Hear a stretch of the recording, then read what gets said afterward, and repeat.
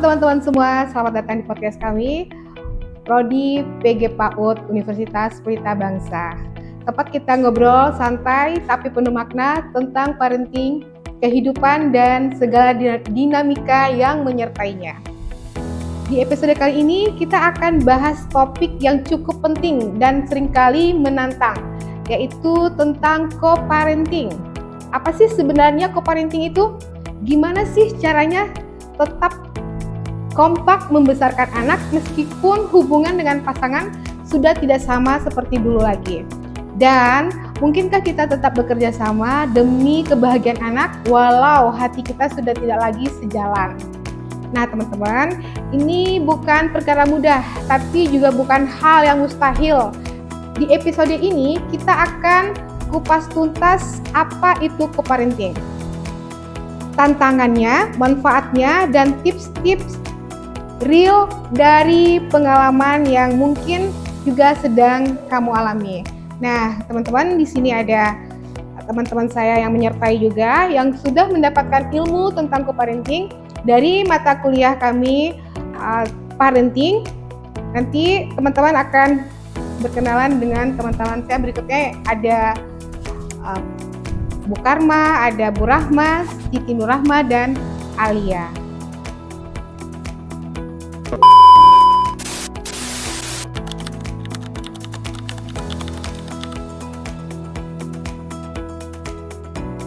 Nah teman-teman, kita langsung masuk aja ke pertanyaannya. Di sini ada pertanyaan, apa sih tujuan dari co-parenting itu? Nah, nanti silakan Rahma yang jawab. Baik, terima kasih untuk Kak Zoy.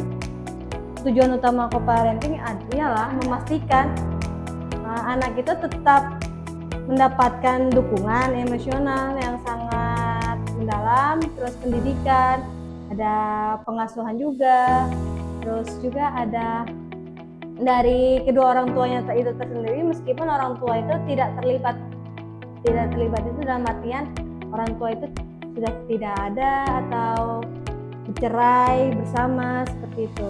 Untuk co-parenting tersendiri itu menampilkan kebutuhan dan kesejahteraan anak sebagai prioritas utamanya itu tersendiri. Oh gitu.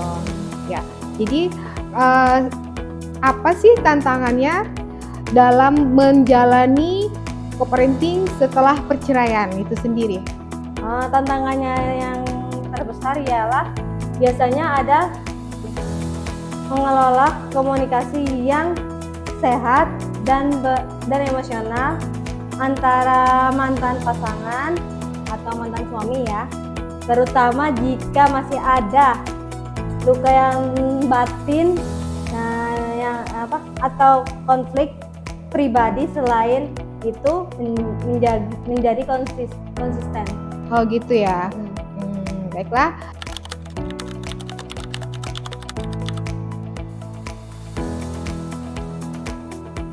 Oke, baik.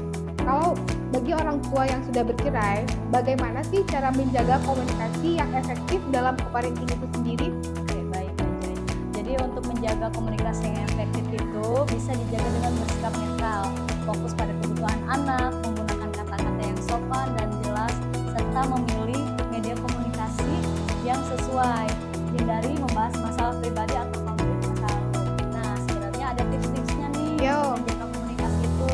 Yang pertama itu menjaga pendengar yang aktif. Jadi sebagai orang tua harus menjadi pendengar yang aktif untuk anak-anaknya. Misalkan anaknya sedang curhat atau apa, jadi kita semaksimal mungkin mendengarkan obrolan anak atau keluhan anak. Jadi orang tua harus meluangkan waktu untuk menemani anak. Betul. Nah, ada lagi yang kedua yaitu menciptakan lingkungan yang nyaman dan aman. Jadi mungkin mereka mungkin salah satu korban mereka itu kehilangan salah satu. Jadi sosok ibu atau sosok ayah bisa begitu. Jadi salah satunya. Sebab mungkin kalau misalkan anak itu berada sama ibu, kita juga harus menjadi ibu yang baik, yang nyaman untuk anaknya sendiri, seperti itu.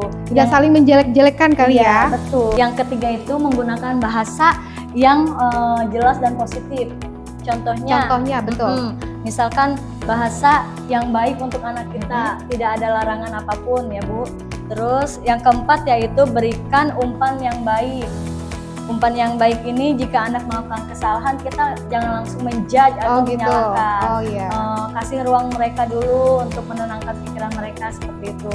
Yang kelima yaitu ada tipsnya juga, jadwalkan untuk waktu komunikasi. Biasanya itu kita ada quality time. Ya. Sekarang kan boomingnya quality time, ngobrol berdua antar Ya. anak. Mungkin anak sedang butuh apa gitu. Quality time ini bisa dijadwalkan di tempat-tempat yang nyaman untuk anak seperti itu. Yang terakhir yaitu jadi contoh yang baik. Jadi untuk komunikasi kita jangan sampai ada emosi ke anak ya Bu Joy, tanpa ada emosi ke anak dengan tutur bahasa yang baik, lalu mengelola emosi kita walaupun kita mungkin sedang ada masalah. Nah, betul. Tentunya kita harus tetap menjaga emosi kita ketika berkomunikasi dengan anak. Oh gitu. Begitu Oh tips iya. dari saya. Oh iya, betul. Jadi kalau misalnya kita tidak suka sama pasangan, kita tidak boleh menjelek-jelekan pasangan Iya, kepada betul. anak. Cukup kita saja yang tahu. Anak tidak usah terlibat dalam hal seperti itu. Karena itu bisa mengganggu mental anak. Betul, seperti itu. Oke. Terima kasih.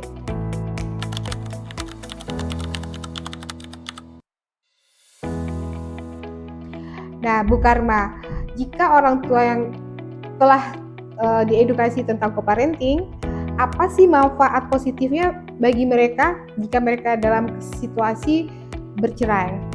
Ya, terima kasih Kak Joy. Jadi dampak positif dalam co-parenting adalah untuk anak yang sehat ya, membantu anak merasa aman, terus merasa dicintai, dan juga anak juga belajar tentang kerjasama, rasa hormat, dan bagaimana menghadapi perbedaan dengan bijak. Hal ini sangat penting karena untuk perkembangan emosional anak dan sosial anak. Oh iya, oh gitu. Jadi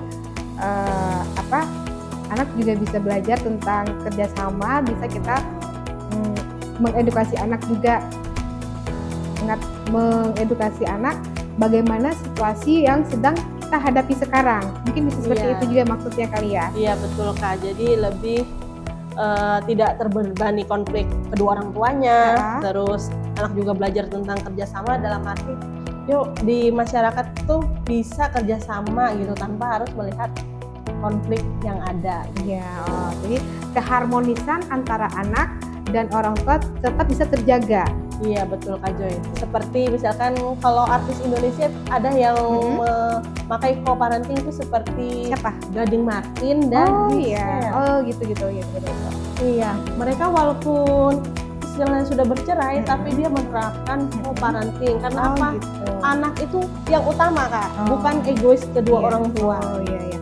Itu mungkin termasuk juga ke kecerdasan emosional orang tua kali ya, termasuk juga ke situ kali. Ya. Ya mungkin. Uh-uh.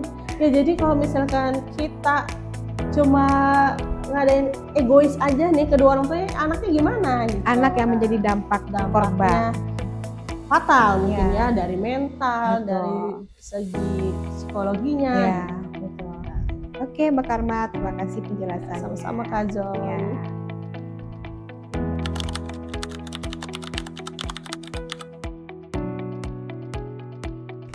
Nah, tadi sebelumnya dibilangin kerjasama antara pasangan diperlukan dalam co-parenting. Nah, bagaimana jika salah satu pihak tidak mau kerjasama dalam co-parenting? Nah, pertanyaan ini akan dijawab oleh Alia. Jika salah satu pihak tidak mau bekerja sama, pihak lainnya harus tetap Kooperatif. bisa menunjukkan sikap dewasa, konsisten, dan fokus pada anak. Jadi pengasuhan co-parenting itu bagaimana sikap kedewasaan orang tua dalam pengasuhan anak dan tidak membesarkan ego masing-masing, karena di dalam pengasuhan co-parenting itu penting yang namanya kerjasama. Dokumentasikan semua hal penting, libatkan mediator jika perlu, dan usahakan untuk tetap menjaga rutinitas yang stabil bagi anak. Dalam kasus berat, jika masalahnya sudah berat dan tidak di salah satu Ada pihak solusi? kedua orang tuanya tidak mau mengalah atau tidak mau bekerja sama Ya. dalam pengasuhan co-parenting itu, jadi kita harus membutuhkan Ya. bantuan profesional seperti konselor keluarga Ya. atau bantuan hukum bisa menjadi solusi terakhir gitu Bu. Oh gitu ya. Jadi pasti ada solusinya gitu ya. Iya. Oke, baik. Nah, teman-teman, itu tadi wawancara kita dengan teman-teman PG PAUD. Nah, teman-teman, dari obrolan kita hari ini, kita bisa tarik benang merahnya, co-parenting bukan tentang hubungan antara dua orang dewasa yang sudah berpisah, tapi tentang komitmen bersama untuk tetap hadir bagi anak. Semoga episode ini bisa memberi sudut pandang baru dan tentu saja menguatkan langkahmu sebagai orang tua. Nah, teman-teman, sekian podcast dari kami PG PAUD Universitas Pelita Bangsa. Dadah.